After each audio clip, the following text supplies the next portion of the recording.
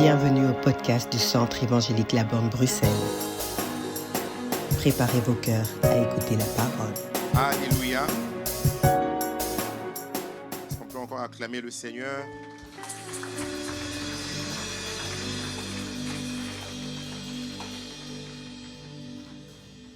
Je suis dans la joie d'être là en ce dimanche. Merci au pasteur Hugues, merci à maman Solange. Maman Solange, c'est ma soeur, pasteur Hugues, c'est mon beau-frère. C'est comme ça que je l'ai dit et c'est avec un profond respect que je me tiens du haut de cette chair. C'est une grâce du Seigneur, aussi pour la confiance qu'il m'accorde. J'ai beaucoup de respect pour le pasteur Hugues. Vous savez, souvent, excusez-moi, les gens oublient. Le pasteur Hugues, il a été pasteur avant moi. J'ai à peine 19 ans dans le ministère. Bon, lui, nous étions très très jeunes, mais lui, il était déjà pasteur. Donc, il ne faut jamais oublier. Souvent, c'est à l'église où on oublie. Même en médecine, le jour où les gens deviennent médecins, ils disent qu'ils vont respecter les aînés quand ils font le serment d'Hippocrate. Mais à l'église, quand quelqu'un atteint un certain sommet, il oublie ceux-là qui étaient avant. Mais c'est important. Merci, pasteur Hugues. Un modèle d'intégrité, un modèle d'amour. Souvent, je me dis, waouh, quel cœur. Donc, il m'arrive de temps en temps d'échauffer, de m'énerver, mais il est parmi les personnes qui me calment. C'est quelqu'un que j'écoute beaucoup. Je ne citerai pas le nombre de personnes que j'écoute, mais il en fait partie. Pour qu'on commence pas à commencer à compter. Donc, on sait que c'est le pasteur Hugues. Le reste, là, c'est qui? Bénissons le Seigneur pour cela. Merci au pasteur Hugues. Il a déjà tout dit. L'une des choses dont j'ai du mal à faire lorsqu'on me donne la chair pour prêcher, c'est de me présenter. Et donc, comme il a fait, c'est bon. Déjà, à la base, je bégaye. Et quand je me présente encore, je commence à plus bégayer. Voilà, on va parler rapidement des ouvrages. Le Seigneur nous a fait la grâce. Je suis à mon 14e livre. Il y a 3 autres qui vont sortir. Et du reste, la prédication de ce matin, c'est l'avant-dernier chapitre d'un livre qui sort le mois prochain. Voilà, je le prends en désordre. C'est sur le mariage. Mariage, choix et destinée. À lire, à relire. On n'a pas le temps de tout expliquer. Mais il y a tellement de choses à voir. Vous savez, pasteur Hugues, maman Solange et moi, nous venons d'une même assemblée où nous avons vu des personnes extraordinaires mal se marier. Et quand on parle des sujets sur le mariage, nous savons de quoi nous parlons. Vous savez, Jésus a parlé à Nicodème, il dit, nous savons ce que nous disons, mais vous ne recevez pas notre témoignage. Donc quand nous parlons de choix et autres de mariage, parce que nous savons, mariage, temps et jugement, je me suis dit à un moment, je ne conseillerai plus aux gens, les gens vont commencer à lire. Il y a un 3e tome qui va sortir, vous vous rendez compte? Parce que c'est très facile d'expliquer, par exemple, voilà, il ne faut pas épouser un non-chrétien. Mais les problèmes que nous avons dans nos églises, c'est des gens qui se marient dans l'église et qui se marient mal. C'est quoi le problème? Et j'insiste sur les chrétiens. Voilà. Rapidement, il y a une série là, Valeurs et exploits, l'équilibre parfait. C'est sur la vie de Samuel. Comment cet homme a été quelqu'un d'extraordinaire et devenu une autorité morale en Israël. Lorsqu'il arrive à un endroit, on nous dit, ta venue annonce-t-elle quelque chose d'heureux? Pour ceux qui ont suivi Métanoïa 2020 pendant Covid, le message que j'avais apporté, c'est ici même. Je l'ai fait en livre. Voilà, merci pasteur Hugues pour le thème. C'était assez compliqué, mais Dieu a permis. Rempli de valeurs et célèbre par ses exploits. Ici, je parle des Benaja. Ça, ce sont le tout dernier. Benaja. J'ai roulé en décembre dernier. Je n'avais pas regardé la météo. C'était la tempête des neiges. Et j'ai quitté Ottawa pour Montréal. J'ai commencé à prier en langue durant tout le trajet. Je me disais, est-ce que j'allais venir? Il y avait des accidents, il y avait des sorties de route. Et c'est là que je me rappelle de ce passage où on nous dit que Benaja a terrassé un lion un jour de neige. Et j'ai écrit un livre sur ça. Voilà. Les 3 là, c'est toute une collection sur les cœurs brisés. Quel avenir pour Dina, Tamar et puis Michal. Donc, à la sortie, vous pouvez voir. Et puis, Lettre à une brebis. Ça, c'est l'un des livres de mon épouse. Là, elle commence à écrire plus de romans. des romans pour encourager les enfants de Dieu à ne pas aller lire autre chose, mais c'est des romans chrétiens, mais tout le monde peut lire, mais le fondement, c'est Christ. Rachel et Léa, quand Dieu bâtit avec de cœurs brisés. Ça vient avant les deux derniers là. Ça part de la déclaration des hommes et des femmes de Bethléem. Lorsqu'ils bénissent Boaz et Ruth, ils disent que la femme qui entre dans ta maison soit comme Rachel et Léa, qui les deux ont bâti la maison d'Israël. Je me suis posé la question, qu'est-ce qu'elles avaient de particulier pour qu'on bénisse? Pourquoi pas Sarah? Pourquoi pas Rebecca, mais Rachel et Léa? Voilà. Fortifie-toi et sois un homme, les dernières paroles de David à Salomon. Voilà. Et puis lorsque je suis devenu homme, c'est quelque part là. Sur les 14, il y a 10 ouvrages que j'ai ramenés. Que le Seigneur soit béni. Voilà. Je pense même par la présentation des livres, la prédication a déjà commencé. Ouais, donc quelqu'un qui se posait des questions par rapport au mariage a déjà eu sa part. Ruth chapitre 1, 1 à 17. Est-ce qu'on peut se lever pour accueillir la parole de Dieu? Ruth 1, 1 à 17. Du temps des juges, il y eut une famine dans le pays. Un homme de Bethléem de Juda partit avec sa femme et ses 2 fils pour faire un séjour dans le pays des Moab. Le nom de cet homme était Elimelech. Celui de sa femme Naomi et ses 2 fils s'appelaient Machlon et Kiljon. Ils étaient Éphrasiens de Bethléem de Juda. Arrivés au pays des Moab, ils y fixèrent leur demeure.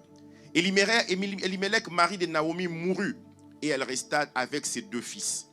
Ils prirent des femmes moabites dont l'une se nommait Orpa et l'autre Ruth. Ils habitèrent là environ 10 ans. Machlon et Kiljon moururent aussi tous les 2. Et Naomi resta privée de ses 2 fils et de son mari. Puis elle se leva, elle et ses belles-filles, afin de quitter le pays de Moab, car elle apprit au pays de Moab que l'Éternel avait visité son pays, son peuple, et lui avait donné du pain. Elle sortit du lieu qu'elle habitait. Accompagnée de ses 2 belles-filles. Donc ces 2 belles-filles sont sorties aussi. Elle s'est mise en route pour retourner dans le pays de Juda. Naomi dit alors à ses 2 belles-filles, allez, retournez chacune à la maison de sa mère, que l'Éternel use de bonté envers vous, comme vous l'avez fait envers ceux qui sont morts et envers moi. Que l'Éternel vous fasse trouver à chacune du repos dans la maison d'un mari. Et elle les baisa. Elles élevèrent la voix et pleurèrent. Elles lui dirent, non, nous irons avec toi vers ton peuple. Naomi dit, retournez mes filles. Pourquoi viendrez-vous avec moi? Ai-je encore dans mon sein des fils qui puissent devenir vos maris?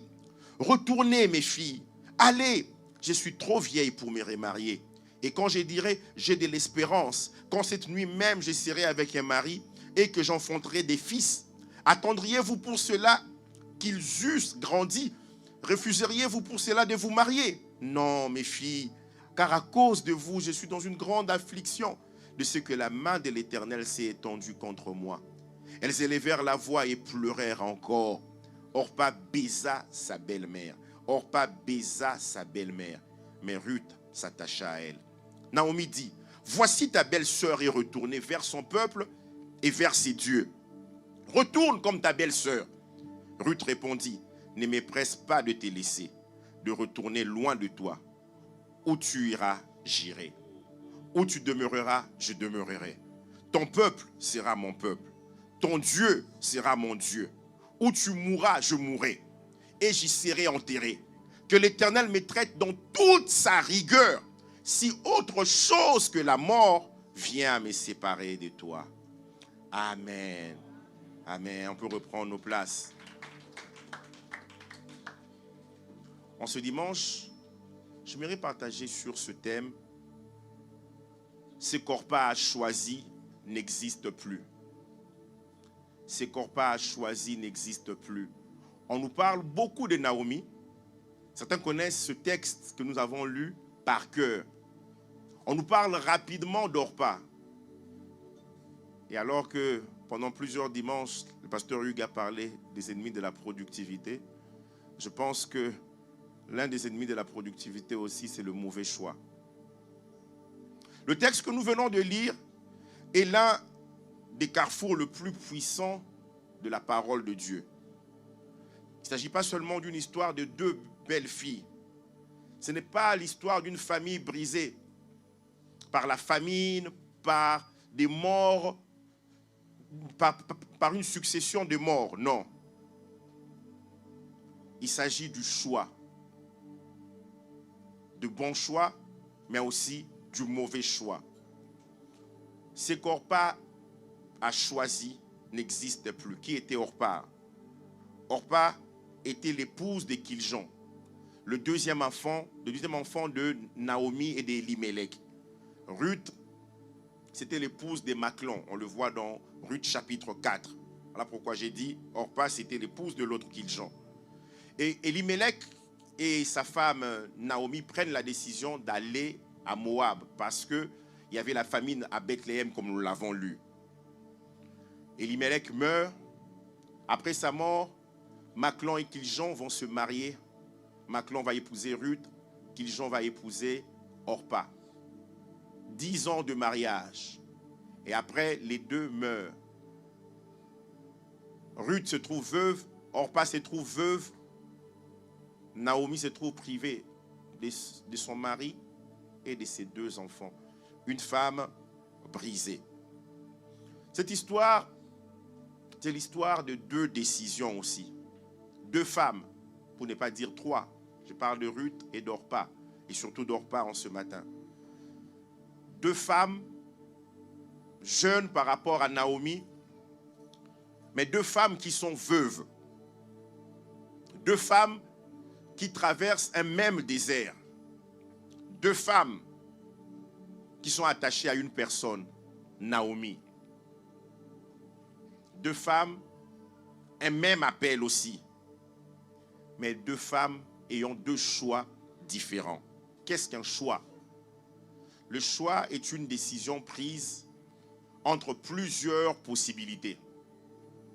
C'est quand il y a plusieurs possibilités qu'on parle de choix. Et choisir est un don de Dieu. La parole de Dieu contient les commandements, ses principes, ses lois, ses préceptes, ses ordonnances, ses instructions. Et le plus beau cadeau, j'insiste, que Dieu ait donné à l'homme, c'est la liberté de choisir. Vous savez, le salut a été présenté aux Israélites, mais ils ne l'ont point reçu. Étant venus chez les siens ne l'ont point reçu, nous dit Jean chapitre 1. Même le salut n'est pas imposé, le salut c'est un choix. Le salut est effectif dans la vie d'une personne lorsqu'elle choisit d'accepter Christ comme Seigneur et Sauveur. Choisir, c'est un merveilleux cadeau. Dans Deutéronome 30, Dieu parle à Israël, il dit, j'ai mis devant toi la vie et la mort, mais choisis la vie pour que tu vives. Mais j'ai mis devant toi un choix, la vie, la mort. Choisir la vie, c'est notre part. Chaque jour, nous faisons des choix. Choix de carrière, choix de lieu de résidence, choix du conjoint pour le mariage, choix pour se lancer dans l'entrepreneuriat. Il y a toujours des choix à faire dans la vie. Il est possible de choisir. Malheureusement, ce n'est pas tout le monde qui fait le bon choix. Il y a des gens qui regardent en arrière et qui se disent « Oh là là, je m'étais trompé par cette décision que j'avais prise. » Si Dieu nous a laissé la liberté de choisir, il nous dit aussi qu'il veut nous orienter dans le choix que nous voulons faire. J'ai mis devant toi la mort et la vie, la malédiction, la bénédiction, mais je t'ai dit quand même, choisis la vie, choisis la bonne part. Dans Psaume 32, verset 8, le psalmiste dit, je t'instruirai et te montrerai la voie à suivre, la voie que tu dois suivre. Je te conseillerai et j'aurai le regard sur toi. Je te conseillerai. Si tu acceptes mon conseil, il n'y a pas de problème. Je suis là pour te conseiller. Dieu nous oriente dans le choix que nous faisons. Il est là pour nous. Dans Isaïe 28, 12, il lui disait, voici le repos. Laissez reposer celui qui est fatigué. Voici le lieu de repos. C'est Dieu qui parle. Mais ils n'ont point voulu écouter. Il y a des gens qui font le choix de ne pas écouter. Et en parlant de Ruth, d'Orpa et de Ruth, nous voyons déjà que Orpa a choisi ce qui semblait être logique, ce qui était bien, ce qui était simple. Mais dans la suite, ce qu'elle a choisi ne va plus exister. Ruth, elle, va choisir Dieu. Et elle va entrer dans une destinée éternelle. Tout à l'heure, le pasteur disait, nous sommes en route vers le ciel. Vous savez, il y a des choix qui réjouissent et même qui soulagent momentanément, mais qui effacent à jamais une destinée. Quand je vois la plupart ici sont jeunes, la plupart ici ont de l'avenir, ils ont des rêves, mais tout dépendra des choix que vous allez faire. Choix des carrières, choix dans n'importe quel domaine. Et surtout le choix du conjoint. Quand je regardais mes sœurs qui chantaient, je disais, Seigneur, ma prière est qu'elles puissent bien se marier. Vous savez, le diable peut nous rater dans plusieurs domaines, mais c'est comme s'il vient attendre certaines personnes seulement dans le choix du conjoint. Nous devons beaucoup prier. Il y a des décisions qui font mal aussi sur le moment, mais qui ouvrent les portes pour l'éternité. Le vrai problème n'est pas ce que tu traverses, mais ce que tu choisis pendant l'épreuve. Ce que tu choisis pendant cette épreuve. Elles sont dans un carrefour. Orpa et Ruth, on dirait même Naomi. Naomi dit à ses deux belles filles, j'ai appris que Dieu a visité Bethléem. Alors moi je retourne. Les deux sortent aussi avec Naomi. Et Naomi leur dit, allez retourner chacune à la maison de sa mère. Pourquoi seulement la maison de sa mère? Est-ce que le père n'était plus? On ne sait pas. Naomi va dire, je ne veux pas vous forcer à rester avec moi. Il faut que votre choix soit personnel. Je vous aime tant, mais je ne veux pas user des manipulations pour que vous restiez avec moi. Non, ça je ne le ferai pas. Vous avez une porte de sortie. Retournez. Retournez. Que l'Éternel vous fasse trouver à chacune du repos dans la maison d'un mari. C'est la prière même qu'elle fait. Je veux le repos pour vous. Orpa veut le repos. Ruth aussi veut le repos. Et Naomi déclare ce repos-là sur les deux. Mais Orpa, nous allons le voir plus loin, elle veut le repos, mais elle ne veut pas le processus. Ça semble être long. Ah, je dois attendre. Non, quand même, non. J'ai 25 ans. Non, je ne peux plus attendre. Je prends ce qui vient. Ma soeur, le mariage là, je touche quand même à ça quand même. Parce qu'il y a beaucoup de célibataires ici. Ce n'est pas le shooting photo. Mon épouse, une fois, elle prêchait, elle disait, en termes de shooting photo, vous nous dépassez. Mais en termes de durée dans le mariage, vous ne pouvez pas vous comparer à nous. On a compris ce que vous n'avez pas compris. Ce n'est pas des photos sur Instagram, ce n'est pas ça. C'est pas ça. Bon, je ferme la parenthèse. Ouais, parce qu'il ne s'agit pas du mariage, mais il fallait quand même que j'en parle. Mais de temps en temps, je reviendrai là-dessus. Sinon que le Saint-Esprit me conduira.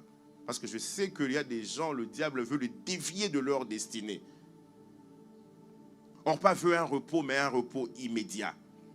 Les deux cherchaient le repos, mais différemment. Il y a des personnes qui veulent que la promesse s'accomplisse dans leur vie. Mais le processus est trop long. C'est trop long. C'est trop long. Certains veulent la gloire, la couronne de gloire, mais sans la couronne d'épines. Ils veulent la gloire sans la croix. Non, je veux atteindre directement ma destinée, mais sans le désert. Vous savez, le processus de Dieu reste le même. Des générations en génération, tu traverseras un désert. Je veux une restauration. Cette année, c'est mon année de restauration. Mais Dieu dit, pour qu'il y ait restauration, il faut qu'il y ait aussi séparation. Vous Vous savez, l'une des œuvres de Dieu lors de la création, c'était une œuvre de séparation. Il a séparé la lumière d'avec les ténèbres. Il veut accomplir quelque chose, mais il dit, il faut qu'il y ait une séparation. Verset 10, on nous parle. Verset 9, on dit, elle les baisa. C'est Naomi qui va les baiser. Elles élevèrent la voix et pleurèrent. C'était des pleurs sincères. Elles élevèrent la voix et pleurèrent. Elles étaient tellement attachées à Naomi.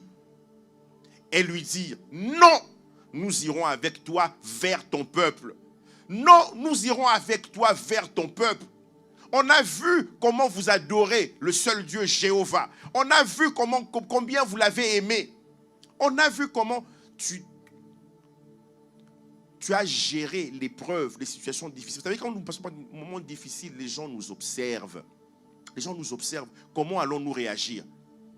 Naomi, tu as perdu ton mari. Tu es resté attaché à ces Jéhovah-là, à ces Yahweh. Tu as perdu tes 2 enfants. C'est lourd de perdre ses enfants. Quelqu'un a dit, ça n'a même pas de nom quand on perd un enfant. Tellement ça fait mal. Quand on perd un parent, on dit on est orphelin. Quand on perd un époux, une épouse, on dit qu'on est veuf ou veuve. Mais pour un enfant, il n'y a pas. La douleur est telle qu'on n'a jamais donné de nom à cela. Mais on t'a observé. Mais on ne peut pas te lâcher. On ne peut pas. Souvent, nous pensons que c'est Ruth qui avait dit non, non. Les deux ont dit non. C'est dans notre Bible. Non, nous irons avec toi vers ton peuple. Elles sont sorties. Elles veulent aussi aller avec Naomi. Et souvent, il y a des gens comme ça aussi. Pendant la prédication, ces gens vont pleurer. Pendant l'enseignement, oh, au pied de Jésus, les gens vont pleurer. Ah, pasteur, je n'avais pas vu ça. Mais la personne s'élève. La personne va faire ce qu'elle veut. La personne va décider quand même de retourner aussi à Moab. Les gens sont plus dans les émotions. Mais Dieu veut une vraie décision ce matin, dans le nom de Jésus. Et Ruth, Naomi dit, pourquoi viendrez-vous? Retournez, retournez. Ai-je encore dans mon sein des fils qui puissent devenir vos maris? Non, je n'ai plus rien. Naomi devient réaliste. Je n'ai plus de fils. Je n'ai plus de solution pour vous. Je n'ai plus d'avenir apparent. Je suis vide. Même si je me marie aujourd'hui, vous allez attendre que je puisse tomber enceinte et ces enfants-là grandir pour que vous puissiez les épouser. Parce qu'il y avait une loi en Israël, la loi du beau-frère, Deutéronome 25, 5 à 10, qui liait ces 2 femmes à Naomi.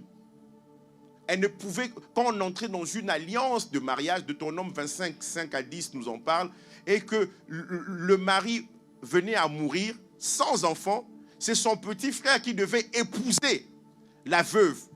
Et le premier enfant devait porter le nom du défunt. Et c'est que Naomi est en train de dire, moi je vous libère de cette loi. Partez. Qui n'accepterait pas une telle proposition? Non. Et c'était probablement dans la trentaine. Non, c'est bon, on nous a libérés, c'est bon. Naomi est en train de décrire une situation sans perspective humaine. C'est fini. Naomi présente la situation comme humainement sans issue. Je n'ai plus rien à vous offrir. Si j'avais au moins 4 enfants, les 2 sont morts et les 2 autres allaient vous épouser, 4 garçons. Mais non, moi je n'ai plus rien. Retournez. Ruth et Orpa maintenant doivent décider sans garantie. Il n'y a aucune garantie. Mais faites le choix. Vous savez, c'est facile d'avoir la foi lorsqu'il y a des solutions qui sont là. Il y a des avantages. Tu veux servir le Seigneur? Oui, je veux servir le Seigneur. Oui, à plein temps, oui. Oui, il y a un salaire qui est déjà là. Il y a un poste à pourvoir. Il y a des endroits dans ce bas monde où il y a des églises, il y a des membres, mais il manque de pasteurs. Le collège des enseignants a juste siégé pour qu'on trouve un pasteur. Il y a des offres d'emploi au Canada où on cherche des pasteurs. L'église est là. Voilà, on cherche des pasteurs. C'est intéressant, n'est-ce pas? La foi véritable commence lorsque les avantages disparaissent. Il n'y a pas d'avantage. Mais je crois. Je n'ai pas de garantie pour vous. Tant qu'il y a encore des garanties, tant qu'on s'est dit qu'il y a des bénéfices visibles, on suit Dieu facilement. Mais quand il n'y a rien, il n'y a aucune assurance, il n'y a pas de sécurité, il n'y a pas de visibilité, je ne vois rien. Il n'y a pas d'explication. Dieu te demande juste ta foi. C'est en ce moment-là que le cœur se révèle. Et cette fois, on dit, Orpa baisa sa belle-mère, mais Ruth s'attacha à elle. Dans ce verset, on voit deux destinées qui se séparent. Orpa baisa sa belle-mère et Ruth s'attacha à elle. La Bible ne nous dit pas que Orpa détesta Naomi. Orpa baisa sa belle-mère. Elle l'embrasse même. Mais les émotions ne suffisent pas. Ruth prend la décision. Moi, c'est plus que l'embrasser. Moi, je vais m'attacher à elle. Je vais m'attacher à elle. Embrasser fait référence, fait appel à nos émotions. Mais l'attachement fait appel à une alliance. Orpa aime Naomi, mais pas assez pour abandonner Moab. Moab constitue une sécurité. Je suis habitué dans Moab. Et en plus, on m'a libéré. Moab peut représenter une relation amoureuse que Dieu n'approuve pas. Mais pasteur, il est bien. Comme une sœur m'avait dit une fois, voilà, il est dans l'occultisme, mais il est ouvert à l'évangile. Ah, il y a des choses qu'on entend dans les entretiens. On vit en concubinage, mais en tous les cas, chaque dimanche matin, c'est lui qui me réveille pour dire, va à l'église, il est bien. Mon épouse aime dire, c'est lorsqu'il s'agit de choisir un conjoint que les frères et sœurs de l'église sont plus spirituels que le pasteur. Pasteur, il est bien. Nous pouvons rire, mais c'est triste. Pasteur Hugues, ces 2 dernières années ont été les années les plus douloureuses de mon ministère. Vous savez, quand on entend certaines personnes d'autres assemblées divorcer, ça vous fait mal. Mais quand c'est des gens que toi-même tu as suivis, tu te dis, mais c'est pas possible. Je peux me tromper.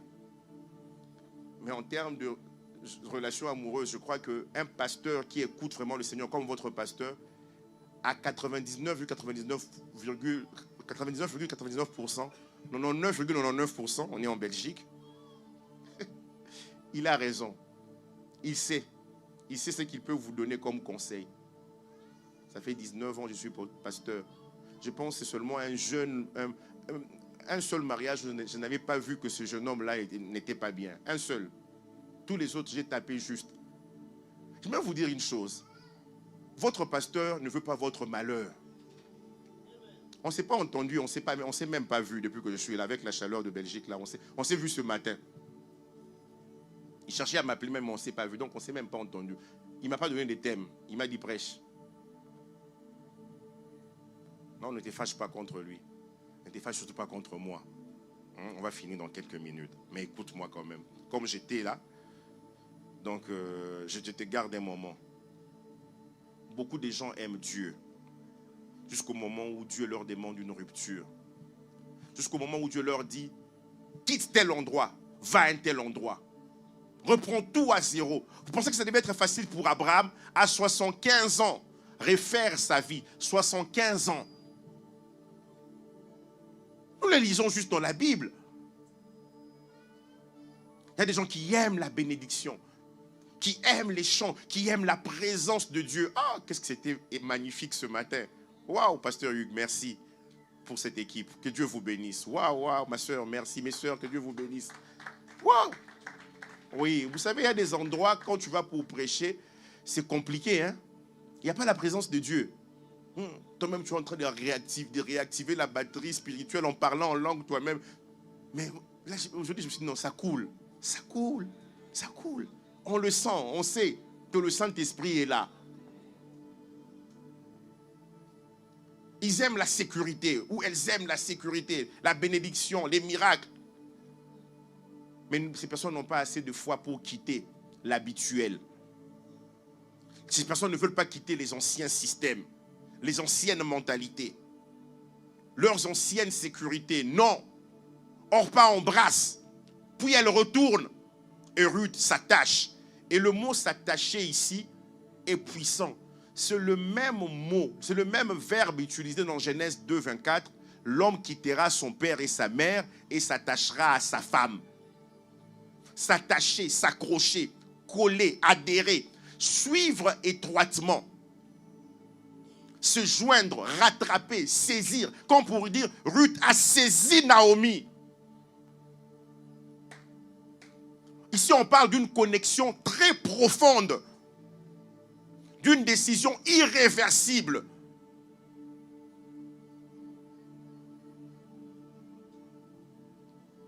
Au verset 15, Naomi va dire à Ruth, voici ta belle-sœur est retournée vers son peuple et vers ses dieux. Ah bon? Naomi nous révèle quelque chose de terrible, je dirais même d'horrible. Vers son peuple, on peut comprendre, mais vers ses dieux. Orpa ne retourne pas seulement à Moab, vers un territoire. Non. Elle retourne vers les dieux de Moab, vers son ancienne vie, vers les anciens raisonnements. Vers où? Vers qui veux-tu retourner, mon frère, ma soeur, en ce matin? Tu as goûté que Jésus est bon. Ta mentalité a été renouvelée par le Saint-Esprit. Mais qu'est-ce qui se passe? Retourner aussi vers les anciennes dépendances. Tu es retourné vers la musique du monde, mon frère, ma soeur. Vous savez, le vrai test là, pour être enfant de Dieu, pour dire vraiment que quelqu'un c'est un enfant de Dieu là, c'est l'élévation, je dirais même l'élévation financière. C'est dit, ah, c'est la personne, oui, oui, oui, oui. Je n'ai plus le temps. Vous savez, quand on ne veut plus aller à un endroit, on trouvera des excuses. Mais quand on veut aller quelque part, quand on veut quelque chose, je me souviens, j'étais pasteur, je travaillais dans le séculier. Bon, ça c'était pour mon cas, donc j'étais au Maroc, je ne t'incrimine pas. Mais vous savez, je devais travailler le dimanche. J'ai refusé. On a commencé à me couper même la partie chaque dimanche. Et puis finalement, on a accepté de m'enlever le dimanche. Et vendredi, à l'époque, je me souviens, j'étais pasteur stagiaire et pasteur assistant aussi. Vendredi, j'avais des formations bibliques. Donc, j'ai demandé qu'on puisse me donner mes heures de lundi à jeudi. Le numéro 1 de la boîte a accepté. Les managers et autres ont refusé. Je dois toujours être là jusqu'à vendredi. Mais j'ai décidé que le vendredi, là, j'ai donné ça à ma formation. Et quand on te coupe vraiment. C'est plus que même toute la journée. Et 4 jours, c'était considéré comme n'ayant pas travaillé. C'était le cas. Et vous savez, Dieu pourvoyait toujours pour me donner même plus que le salaire quand je travaillais à plein temps. Est-ce que nous croyons vraiment en ces dieux-là qui peuvent faire changer les choses? Elle retourne vers ses anciens dieux. Elle retourne vers ses anciennes sécurités. Elle retourne vers un système spirituel. Elle retourne vers Moab. Et Moab avait plusieurs dieux. Et le dieu qui était connu, c'était le dieu Kémosh. On l'appelait l'abomination de Kémosh. Quand vous lisez 1 Roi 11, verset 7, l'abomination. Moab est présenté, Kémosh est présenté comme une abomination, un dieu abominable. Parce que Moab exigeait le sacrifice des enfants et surtout du premier-né. Orpa prend la décision de retourner vers ce système-là. Quand vous lisez 2 Rois chapitre 3, 21 à 27, il y a le roi de Moab qui était très fort. Malgré le fait qu'il y avait le roi de Juda et son armée, le roi d'Israël et son armée, le roi d'Édom et son armée, ce roi-là avait l'ascendant sur eux pendant le combat. Jusqu'à ce que même on va faire appel à Élisée. Élisée va dire, vous n'apercevrez point de vent, vous n'apercevrez point de pluie, mais cette vallée se remplira. Parce que à l'époque, lorsqu'on allait en conquête, lorsqu'on allait en guerre, on partait aussi avec des chevaux et autres. Il n'y avait point d'eau. C'était compliqué. Et le surnaturel va s'opérer.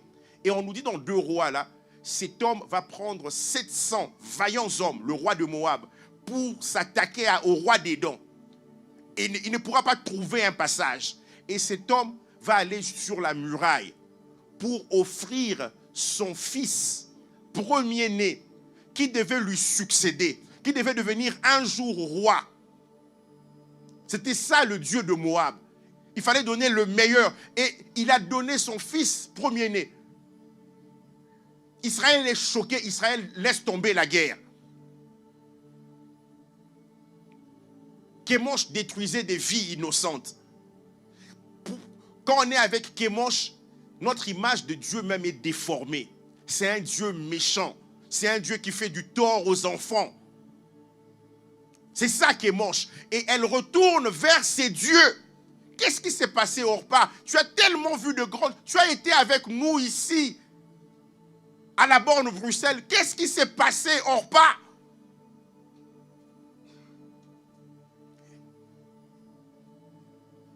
Ce qu'Orpa choisi semble stable. Mais Dieu va promettre qu'il va condamner Moab. Ils ont fait des choses abominables. Dans Isaïe 15, verset 5, le prophète Isaïe prophétise sur la fin de Moab. Et Isaïe voit cela des années avant. Il dit, mon cœur gémit sur Moab. Je suis triste, je viens apporter une parole qui est dure en tant que prophète, mais mon cœur gémit. Quand je regarde la fin, vous savez, en tant que pasteur, on peut regarder certaines choses, la direction que quelqu'un prend, on est triste. On dit clairement, voici ce qui va t'arriver, mais ce n'est pas par joie. Parce que Dieu nous l'a montré, Dieu nous a fait ressentir même la douleur de ce qui arrivera. Je suis triste, Moab, je suis triste. Mon cœur gémit sur Moab. Et dans Isaïe 16, versets 9 à 14, aussi je pleure sur la vigne de Sibma. C'était à Moab, comme sur Jaézer.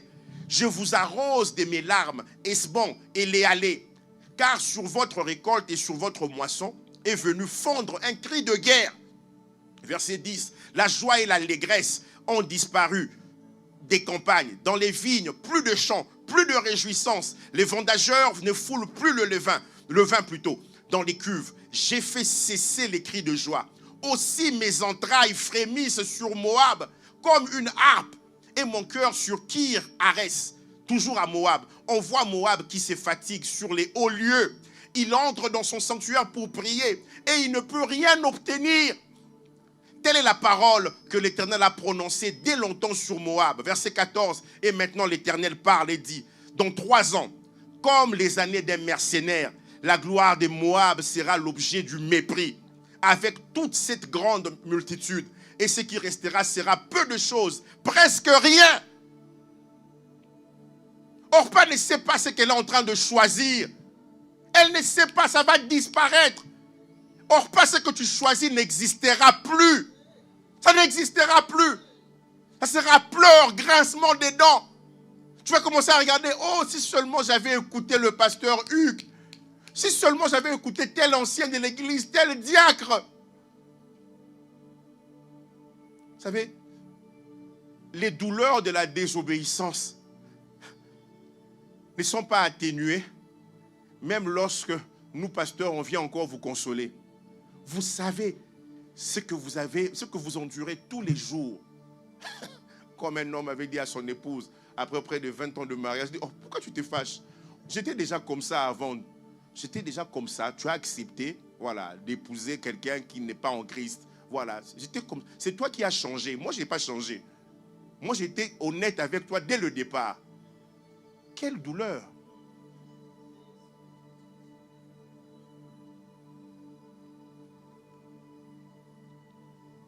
Dans Isaïe 25 proclame aussi le jugement sur Moab. Amos 2, 1 à 3 parle aussi de Moab. Amos dévoile la gravité de sa corruption morale en dénonçant un acte d'une cruauté saisissante. On dit parce qu'il a brûlé, calciné les os du roi d'Édom. Le roi d'Édom était déjà mort. Ils étaient tellement méchants, les Moabites. On a calciné les os du roi d'Édom. Et c'est vers ces dieux-là que Orpa prend la décision. Je ne suis pas une petite fille quand même. Je suis une adulte, je décide de ma vie. D'accord, ok, vas-y. Mais ce que tu choisis ne tiendra pas longtemps, ça va disparaître. Cette nuit, jusqu'à 1 h du matin, je priais et j'étais très triste.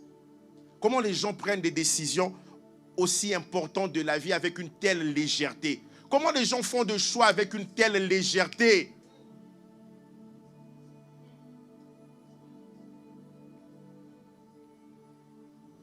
Jérémie 48, verset 42. Moab sera exterminé. Il cessera d'être un peuple. Il cessera d'être un peuple. Sophonie 2, verset 9. Moab sera comme Sodome, un lieu couvert de ronces, une mine de sel, un désert pour toujours. Ce n'est pas seulement une chute temporaire qui est annoncée, mais une désolation durable et même une désolation éternelle. Mais cette disparition se fera progressivement. À la fois, un territoire, la mémoire et l'identité de tout un peuple va disparaître. Et l'histoire a confirmé ce que Dieu avait promis concernant Moab, en parlant à ses prophètes que nous avons mentionnés. Plus tard, Moab va être envahi par les Babyloniens, puis livré au peuple de l'Orient, notamment les Arabes et les Nabatéens. Son territoire a été absorbé, son peuple dispersé, assimilé, dilué dans les nations. Peu à peu, tout a disparu. La langue s'est perdue, l'identité nationale s'est effacée, la mémoire même du peuple s'est dissoute dans l'histoire. Aujourd'hui, je vous parle, il n'existe plus ni une nation moabite. Cherchez-moi une nation moabite. Cherchez-moi un peuple moabite. Nous avons encore aujourd'hui des Kurdes. Il y a certains anciens peuples qui sont encore là. Il n'y a plus de Moabites. Ni une culture identifiable comme étant une culture moabite. Certains ont dit on les a trouvés en Afrique du Nord, mais les recherches montrent clairement qu'on n'a plus entendu. Ils ont été absorbés. On n'entend plus parler des Moabites. Il n'y a même pas un peuple qui revendique cette origine-là. Si vous me trouvez un peuple qui se revendique moabite, présentez-moi ce peuple-là. Ce qu'Orpa a choisi n'existe plus. Elle a choisi le temporaire. Elle a choisi le familier. Elle a choisi ce qui était visible. Et tout cela a disparu. Ruth s'attacha à Naomi. Il est vrai qu'on parle de Orpa. On ne peut pas finir le message sans parler de Ruth. Ruth a dit, ton peuple sera mon peuple. Et ton Dieu sera mon Dieu. Ce dimanche, c'est un dimanche de décision. Un dimanche de rupture. Un dimanche de séparation. Pour que tes 6 prochains mois soient meilleurs, tu dois décider aujourd'hui. Tu veux être productif, mais tout dépendra des choix que tu feras. Où tu iras, j'irai. Où tu demeureras, je demeurerai. Ton peuple sera mon peuple. Et ton Dieu sera mon Dieu. Où tu mourras, je mourrai. Naomi, est-ce que tu réalises ce que tu dis? Et j'y serai enterré. Elle n'a pas entendu une prophétie. Ruth, est-ce que tu réalises? Ruth, tu ne parles pas en langue. Comme mon épouse me disait la semaine passée, c'est bizarre qu'il y ait des personnes, elle parlait des sœurs, elle dit, qui parlent en langue. Quand on parle en langue, on dit des mystères de Dieu. Mais quand il s'agit de choisir les choses de la vie, vous choisissez mal. J'ai doute de votre parler en langue. C'est qu'elle disait. Oui. Quand même, les mystères de Dieu, parler en langue. Tu es né de Dieu, tu es né de nouveau. Mais qu'est-ce qui se passe? La nouvelle naissance est un pouvoir. On a donné le pouvoir de devenir enfant de Dieu. On est comme le vent. On ne peut pas nous saisir par le système de ce monde. Il en est ainsi de celui qui est né de Dieu, nous dit Jean chapitre 3. Est-ce que tu es réellement né de nouveau?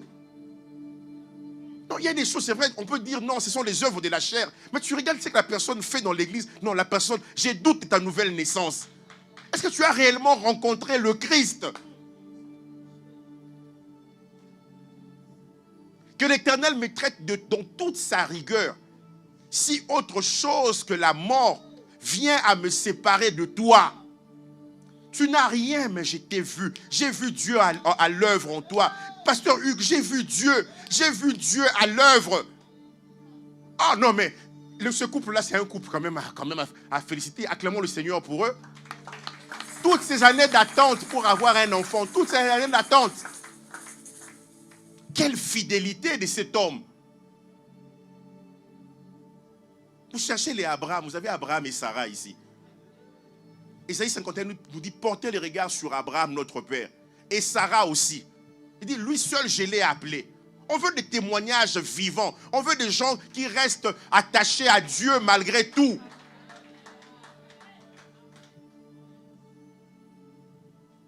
Voilà une grande différence entre Orpa et Ruth. Ruth ne choisit pas seulement Naomi. Ruth, elle choisit Dieu. Elle choisit une alliance invisible.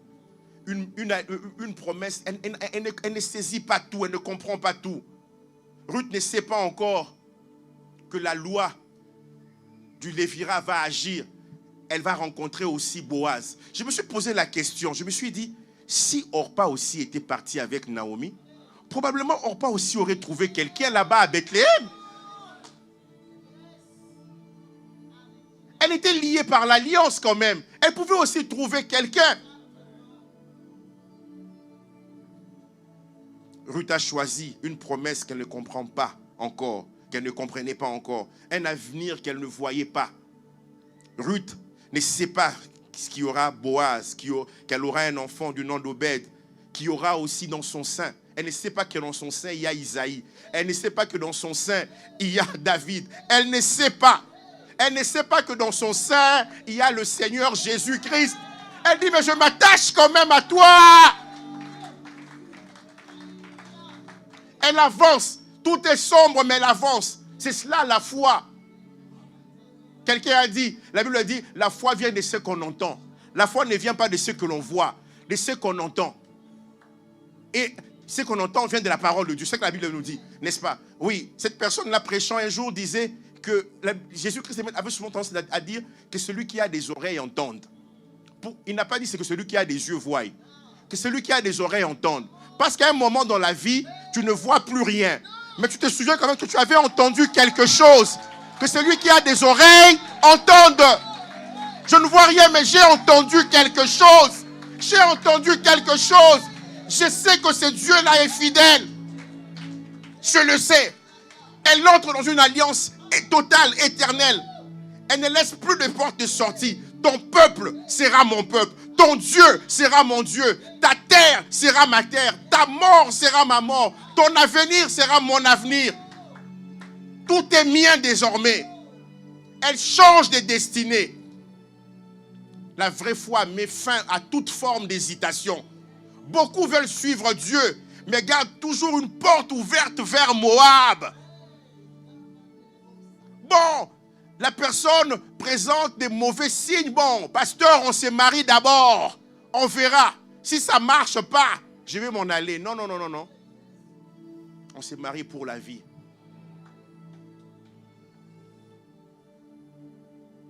Quand on ferme la porte pour Moab, Dieu ouvrira toujours la porte pour Bethléem. Quand on abandonne Kémosh, on rencontre le Dieu d'Israël. Quand on abandonne Kémosh, Dieu met dans notre sein une lignée, la lignée de Jésus-Christ. Quand on quitte ce qui est condamné, Dieu nous introduit dans ce qui est éternel. Nous voyons Orpa et Ruth, deux femmes qui avaient une même douleur, qui sont parties, qui sont sorties. Elles ont eu aussi un même départ, mais qui ont fait deux choix différents.